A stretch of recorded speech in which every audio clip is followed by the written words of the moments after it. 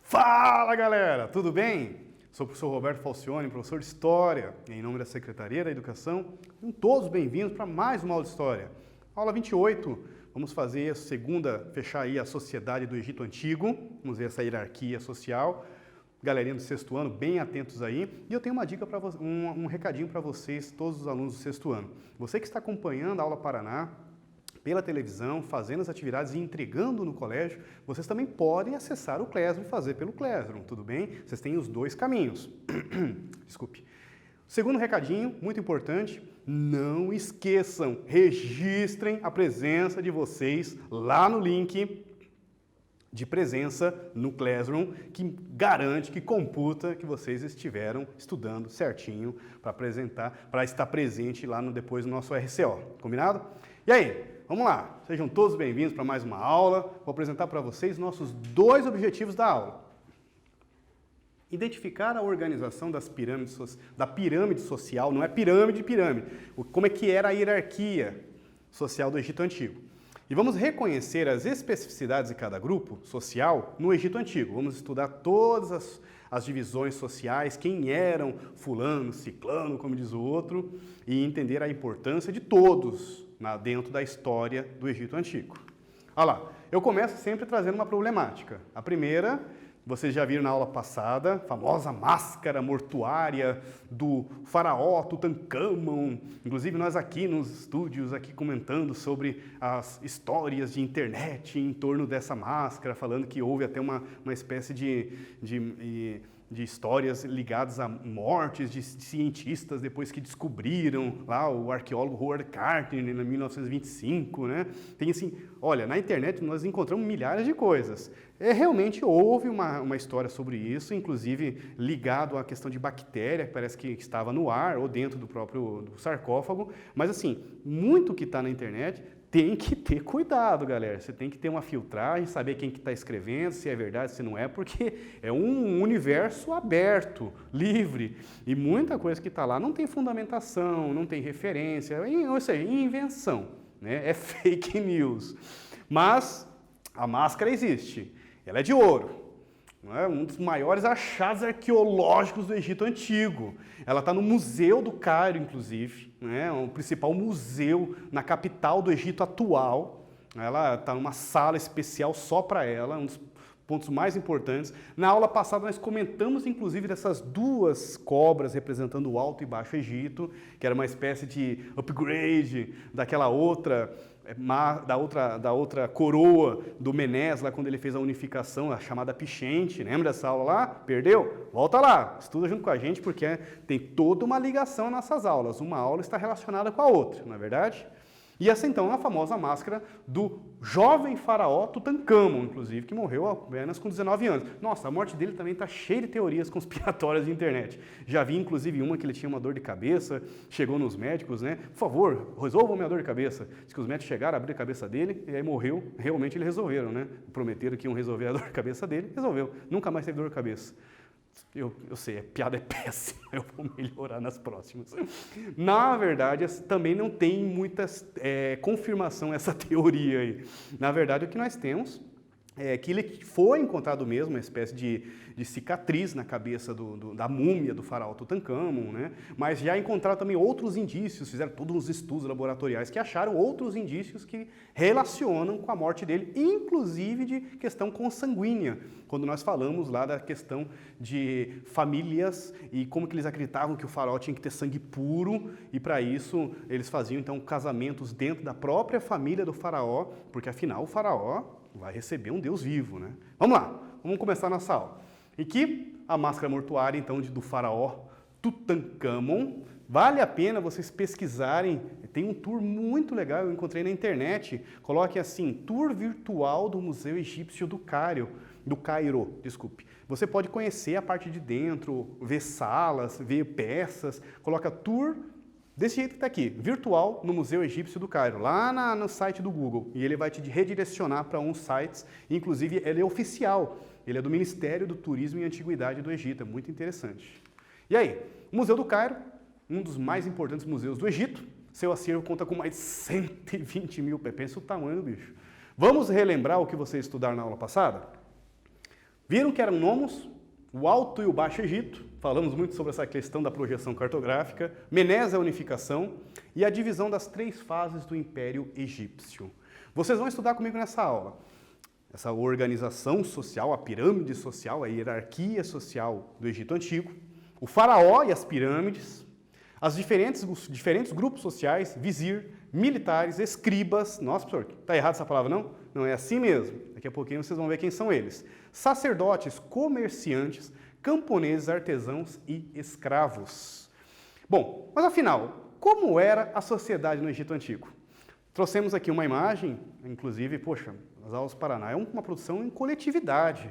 Aqui no estúdio nós contamos com uma professora que me acompanha, os técnicos que ajudam. Essa aqui, inclusive, foi uma imagem que o professor técnico trouxe para nós. Ela está relacionada à religião. Eu vou deixar guardadinho ela para próximas aulas que nós vamos falar sobre a religião no Egito Antigo. Mas aqui nós já temos alguma questão cultural, religiosa do Egito Antigo que vocês vão estudar mais para a próxima aula. E aí? Aqui nós temos uma pirâmide que o professor Roberto fez, tive que fazer porque não tem domínio público, como diz o outro. Começa assim, quem é o governante no Egito Antigo? O faraó. Então ele é o principal, ele tem o poder político, ele tem o poder religioso, tem o poder militar, ele é chefe militar também do exército, dependendo dos períodos, dependendo qual é o faraó. Então, poxa, ele é o chefe máximo. Eles acreditavam que ele era o Deus encarnado na Terra. Não é um representante de Deus, não. Não é assim, esse faraó tem uma ligação. Não. Acreditavam que o faraó era a encarnação do Deus Ra, ou Amon-Ra, dentro da terra, um Deus vivo, que tinha poderes mágicos sobre a vida, que tinha poderes mágicos no Egito Antigo, que tinha poderes mágicos, inclusive, no Rio Nilo. Era dele as cheias ou a diminuição. Não rezaram muito para o faraó, não pagaram impostos, como diz o outro. Baixou o nível do Rio Nilo, viu? Volta a rezar, volta a respeitar o faraó. Houve em alguns estudos e arqueólogos encontraram também algumas questões relacionadas se todos os egípcios acreditavam mesmo nesse poder do faraó. A gente brinca na história que são os 2 ladrões mais azarados da história. Dentro de uma pirâmide foi encontrada dois esqueletos com 2 sacos de pertences pessoais e objetos de ouro e pertences do faraó dentro da pirâmide, perto desses 2 esqueletos. Adivinha o que os arqueólogos conseguiram entrar em hipótese sobre isso? Que eram 2 ladrões, lá na antiguidade, não hoje, que tiveram um azar danado quando o faraó foi colocado. Eles entraram, né, com a cordinha, como diz o outro, né? E fizeram a festa, encheram 2 sacos ali, muito bem ali com pertences pessoais, ouro e tudo. Na hora de sair, se esconderam, porque tem todo um funeral, um processo, um ritual, com poemas, músicas, oferendas, né? Alimentos que eles davam para os mortos e para quem estava ali perto do ritual. E fecharam a pirâmide com os 2 ladrões dentro. Eles morreram asfixiados, sem comida dentro dentro da pirâmide. Então, assim, esses caras, se acreditavam ou não, se eram egípcios ou não, é um dos enigmas da história. Mas leva a umas hipóteses que nem todos os egípcios também tinham esse respeito total aí pelos faraós. Depois vinham os nobres e sacerdotes, a parte religiosa, nobres mais ligados à família do faraó, sacerdotes ligados à religião. Depois vinham os soldados, que estão ligados ao exército. Olha só, quem vinha depois? Os escribas, e eu já vi algumas pirâmides sociais que faz até uma inversão. Eles colocam os escribas acima dos soldados, então tem quase no mesmo nível. Os escribas eram profissionais que sabiam ler e escrever, eles dominavam a arte da escrita, da leitura do hieróglifo, que é a escrita egípcia, né? E, inclusive, matemática, porque eles são contadores, eles fazem a contagem de grãos, eles fazem a escrita dos livros, enfim, o livro dos mortos, que eram utilizados junto com as múmias e tudo mais. Olha que interessante. Próxima aula, vocês vão ver esse assunto, essa história comigo aí. Depois vinham os artesãos, trabalhadores livres, os camponeses era a maior parte da população e na base dessa pirâmide vinham os escravos. Quem eram, professor? Eram estrangeiros prisioneiros de guerra. Tudo bem? Nós temos aqui uma estátua, inclusive do Ramsés III. Para os egípcios, o faraó era mais que um ser de origem divina, ele era o próprio Deus encarnado na Terra, o professor Roberto falou sobre isso. Também é um enigma se o próprio faraó acreditava que ele tinha esse poder todo, porque nós não sabemos, nenhum faraó deixou, querido diário, eu sei que eu não sou esse poder todo. Não deixaram isso na história. No entanto, é um ponto de interrogação para nós historiadores, para os egiptólogos, se, enfim, o faraó acreditava que tinha esse poder. Vai, Egito, suba, vamos, Rio Nilo, encha-te de água, transborde pelas laterais. Não sabemos. Você não cortou o dedo? Vai, dedo, pare de sangrar agora, ou mandarei de cortar. Não sabemos qual é o grau da própria, como que o próprio faraó acreditava no poder dele. Que ele é uma pessoa de uma vida muito difícil, reclusa dentro do palácio. Você não viu um faraó, como diz o outro, ali comendo uma maçã ali na feira livre, num belo dia de sol do Egito, curtindo ali com a galera dos camponeses. E aí, tudo bom, seu faraó? Tudo bem? Isso é coisa de desenho animado. O faraó vivia dentro do palácio. Para ele sair, tinha todo um ritual, um momento importantíssimo. É o faraó, é um deus vivo. Com cetro, inclusive, com aquele chicote nas mãos, um monte de adornos, a coroa, aquela barbicha, aquilo é fake, galera. Aquilo é uma barbicha ou colada com cera ou com barbantinho. Né? Tudo aquilo lá é um ornamento, uma posição que ele tinha que se aparecer, colocar para ele andar nas ruas. Aí tinha uma cerimônia pública, né? Um momento de religiosidade, ou um momento de uma, como diz o outro, vai ser uma abertura de um novo palácio, ou como diz o outro, inaugurar um espaço, uma ponte, uma obra pública. Aí ele aparece, mas a vida dele é reclusa dentro do palácio. Ou no momento de guerra, ele está liderando o exército, aí é outra questão. Mas, em geral, a vida dele era uma vida muito difícil. Era o governante máximo, comandante militar, juiz supremo do Egito. É o cara, hein? Além disso, considerado o dono de todas as terras. Imagina, olha, eu sou o dono do Egito, mas eu sou um cara muito bondoso, deixarei todos vocês viverem, mas tem que pagar imposto. Por isso, recebia impostos pagos em produto, acumulando, assim, enorme riqueza. Aqui nós temos um templo funerário de Ramsés. Imagine tudo isso construído só para colocar a múmia do Ramsés. Não é a vida dele, não é o palácio. Imagine o palácio, então, né? Mas, às vezes, o que se dá, o que nós entendemos, fica em Medinete Abu, lado ocidental do rio Nilo, é que, na verdade, essas grandes construções, esses templos mortuários, desculpe, templos não, né? Templos funerários, ou mesmo as grandes pirâmides, né? A de Khufu, que vocês vão ver na aula que vem, as de Quéops, né? Quase 140, 150 metros de altura, é porque os egípcios davam muita importância para a morte, por isso que eles acreditavam na vida após a morte, por isso que eles davam essas grandes construções, que inclusive nós utilizamos um termo nos dias atuais, né? Quando você vai falar assim, pô, esse estádio é uma obra faraônica, cara, da onde que vem isso? Dessa origem, pô, isso é uma obra de faraó, é uma obra faraônica, né? É uma coisa grandiosa, gigantesca. Aí nós usamos o termo obra faraônica. Tá? E que é a origem. E aí, os faraós construíam para si túmulos magníficos, como as pirâmides de Quéops, Quéfren, Miquerinos, edificadas por faraós do Antigo Império que tinham esses nomes e eram parentes entre si. Muitos desses faraós, o sonho deles era ver a pirâmide erguida ainda em vida, né? Porque as pirâmides eram túmulo para colocar a múmia do faraó. E ele dava uma espécie de premiação para os funcionários livres, os engenheiros, os trabalhadores e também para os escravos. Tem uma muito famosa que era assim, ele iria sortear 100 pessoas para, como diz o outro, ser colocado dentro da pirâmide quando ele morresse, né? Pessoas tão vivas, né? Com uma espécie de premiação para dar um ânimo, para dar uma energizada nos trabalhadores, para eles trabalharem com mais pressa, porque o sonho dele era ver a construção ainda em vida, para ver, nossa, essa pirâmide que vai colocar o meu corpo. Tem uma ideia de poder, né? Quanto maior a pirâmide, maior o templo, maior toda essa ideia de poder, de grandiosidade, representa a ideia do poder mesmo do faraó. Mas você pense, por exemplo, as pirâmides de Khufu, né, a pirâmide de Quéops, aproximadamente 30 mil trabalhadores para chegar próximo daquela construção, né? Então é uma coisa assim aí tamanho da importância e a relação, inclusive, da religião para legitimar o poder do faraó. Próxima aula, vamos focar nisso aí. E aí, tá aqui as famosas pirâmides de Gizé. A do meio é a famosa pirâmide de Khufu, ou a de Quéops. São os três da mesma dinastia, né, o Khefre, Miquerinos e Quéops.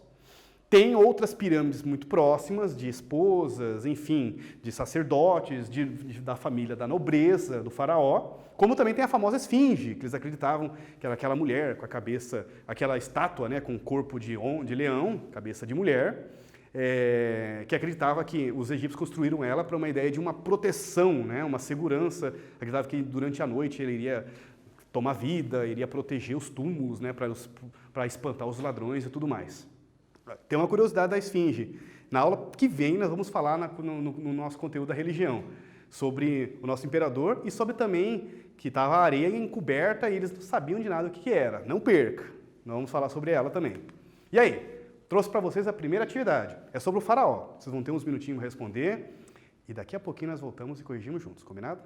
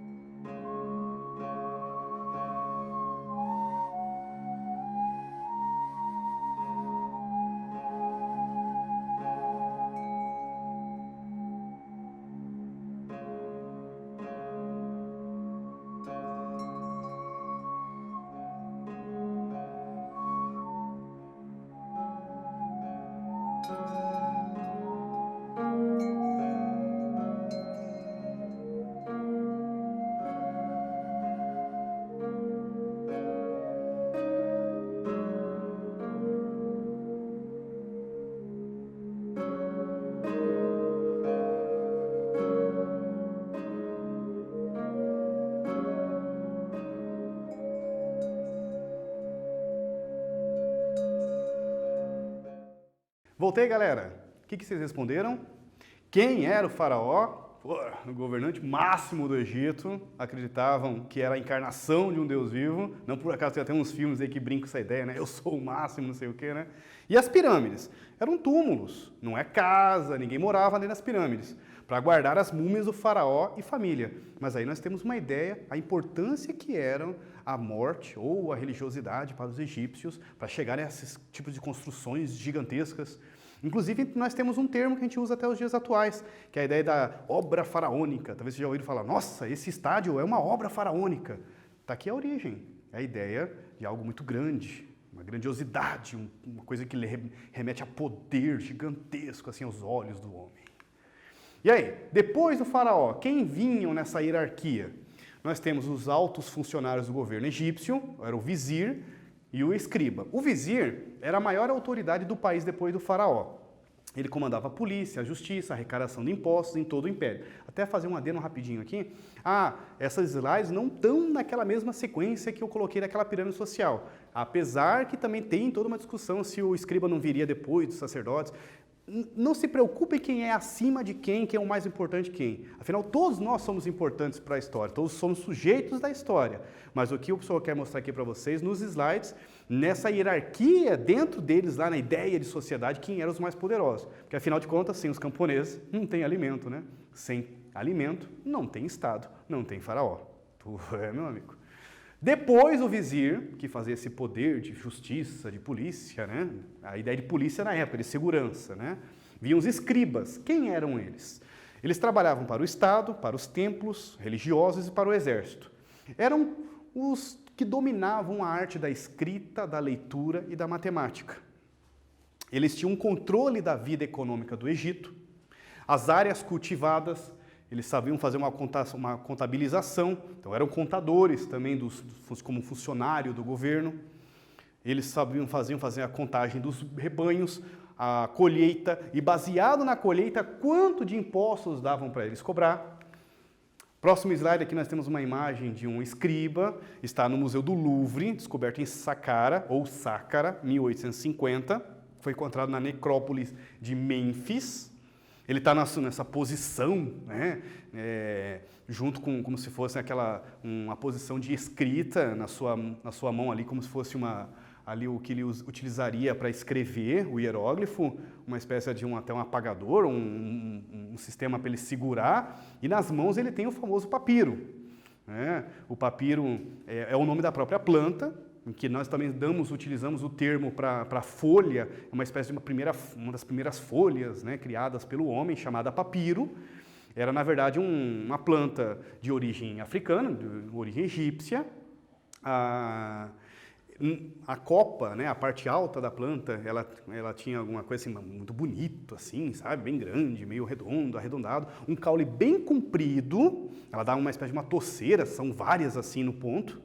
Aí os egípcios vinham com um estilete, com enfim, uma faca bem afiada, cortavam, e esse caule comprido, eles faziam várias tiras, onde eles entrelaçavam, deixavam bastante assim, depois vinham entrelaçando outras tiras, na horizontal e depois na horizontal, antes na vertical, depois na horizontal, né? E depois eles botavam no sol para secar.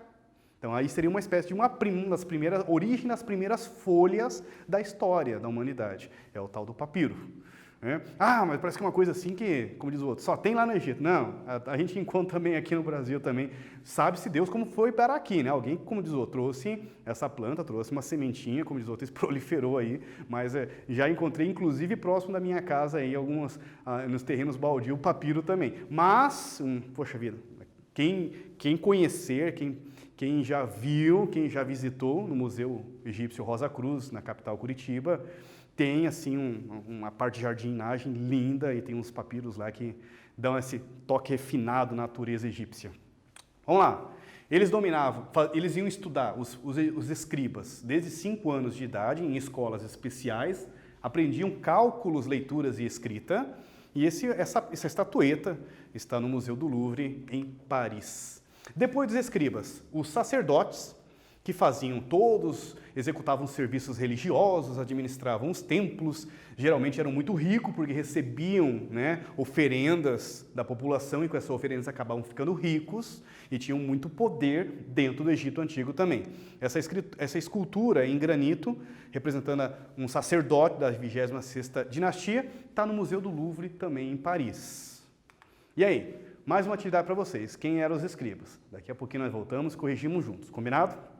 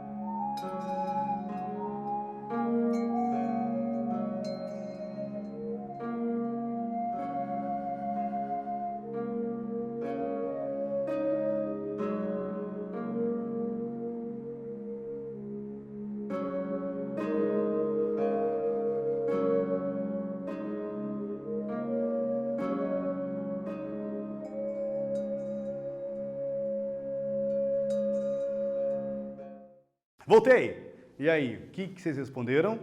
Quem eram os escribas? Por que eles eram importantes para o funcionamento do governo no Egito Antigo? Eles trabalhavam para o Estado, para templos religiosos e para o exército. Como possuíam domínio da escrita e da matemática, tinham controle da vida econômica, eram contadores, né? Eram agrimensores, eram tudo, meu Deus do céu. Calculavam áreas cultivadas, rebanhos, quantidade de colheita, quanto de impostos arrecadados. Então eles eram fundamentais para o funcionamento da máquina estatal faraônica.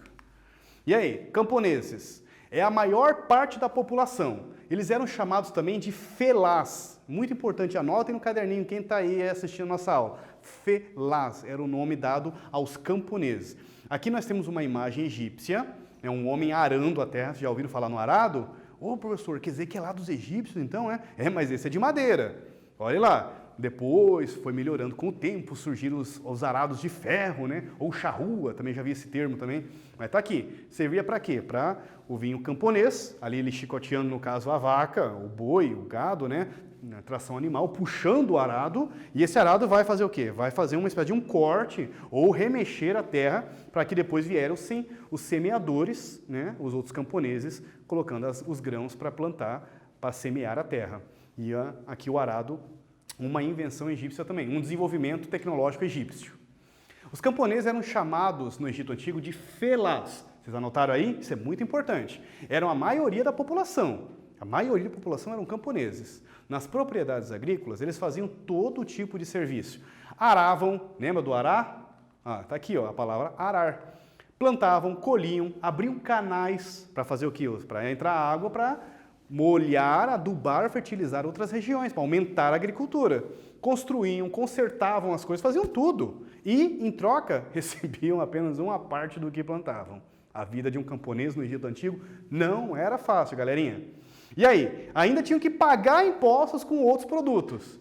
E vocês viram na aula passada que lá naquela questão do ritmo do trabalho, como o calendário anual no Egito era baseado nas cheias e nas secas do Rio Nilo, quando era um período de seca, que não dava para fazer, não era período de plantio nem de colheita, os camponeses eram liberados da terra, mas tinham que pagar a corvéia. O que é isso, professor? O que é essa corvéia aí? Era uma espécie de imposto pago com trabalho. Eles tinham que trabalhar em obras públicas, em construção de pontes, trabalhos para o governo faraônico, como uma espécie de imposto. Olha, então é a maior mão de obra do trabalho do Egito Antigo. Era o trabalho dos camponeses.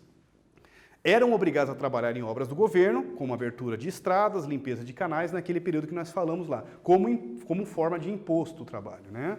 Mas tem que pagar imposto também com cereais do que eles plantaram. E aí, os camponeses.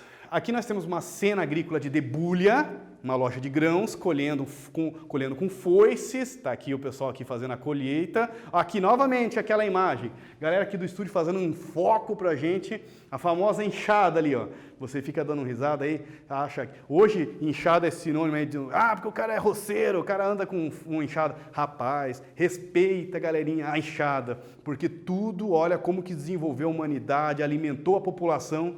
A enxada é fundamental no desenvolvimento e, na minha opinião, poxa vida, como agricultor, é um dos desenvolvimentos tecnológicos mais importantes da humanidade. Uma enxada, porque sem ela, meu amigo, para alimentar a galera não ia ser fácil. Os escravos eram prisioneiros de guerra, faziam trabalho mais pesados, eram trabalhos pesados e perigosos em minas, pedreiras e nas grandes obras públicas. Então, retomando, escravos são prisioneiros estrangeiros de guerra. Tem os artesãos, podiam ser carpinteiros, ferreiros, ou seja, trabalhadores da cidade. Madeiras, faziam brinquedos, com adobe, né? Quem sabe o que é adobe? É barro, areia, pedra, construíam casas, palácios. Com ferro faziam armas, instrumentos de trabalho, carros de guerra, né? Tem vários tipos de equipamentos. Também tinham os comerciantes, que alguns ficaram muito ricos com o comércio, e os militares, que também conquistaram muitas riquezas graças às guerras. Muitos deles lutavam em troca de terra ou através dos saques, né, com as guerras, ficavam ricos. Mais uma atividade, vocês vão ter uns minutinhos para responder. E daqui a pouquinho nós voltamos sobre a sociedade do Egito Antigo.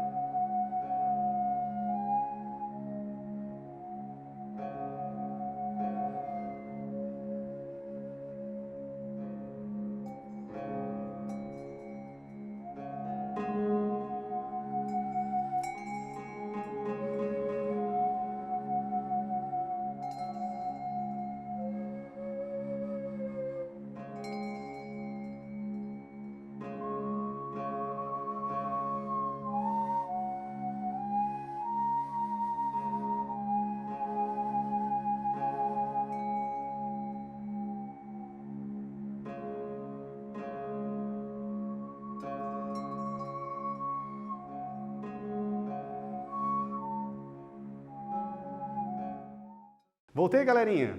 O que vocês responderam? Em geral, quem eram os escravos no Egito Antigo? Eram prisioneiros estrangeiros de guerra, estrangeiros prisioneiros de guerra, e trabalhavam em minas, pedreiras e nas grandes obras públicas, nos trabalhos mais difíceis, mais pesados. 4. Quem eram os artesãos? O que eles faziam?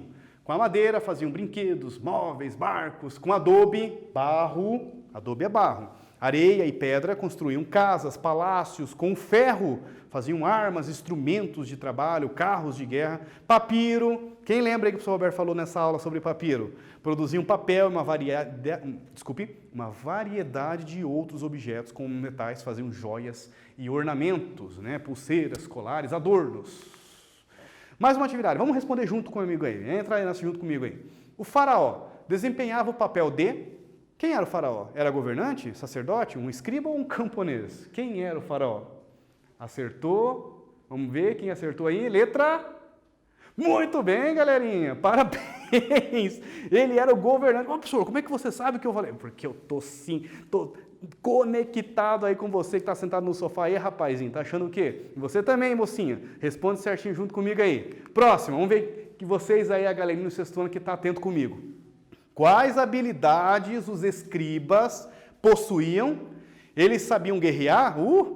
Eles sabiam governar? Dominavam leitura, escrita e matemática?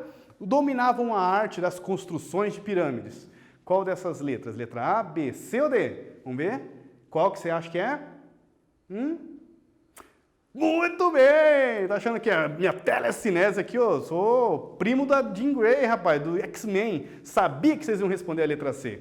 Os escribas eram os profissionais que dominavam a leitura, a escrita e a matemática. Vocês aprenderam comigo nessa aula sociedade, faraó, pirâmides, diferentes grupos sociais, os vizir, né, que faziam o sistema de segurança, os militares, os escribas, sacerdotes, os comerciantes, camponeses, os artesãos, toda a sociedade, terminando com a base dos povos e dos prisioneiros de guerra, dos escravos. As referências da aula que nós utilizamos do professor Boulos, e, poxa vida, de coração, agradecer a todos vocês que estiveram junto comigo nessa aula, dizer que estou aprendendo muito com vocês, assim como espero que vocês tenham aprendido um pouquinho junto comigo aí. E como sempre, foco no estudo, galerinha. Força, um pouquinho de fé não faz mal a ninguém. Até a próxima, valeu!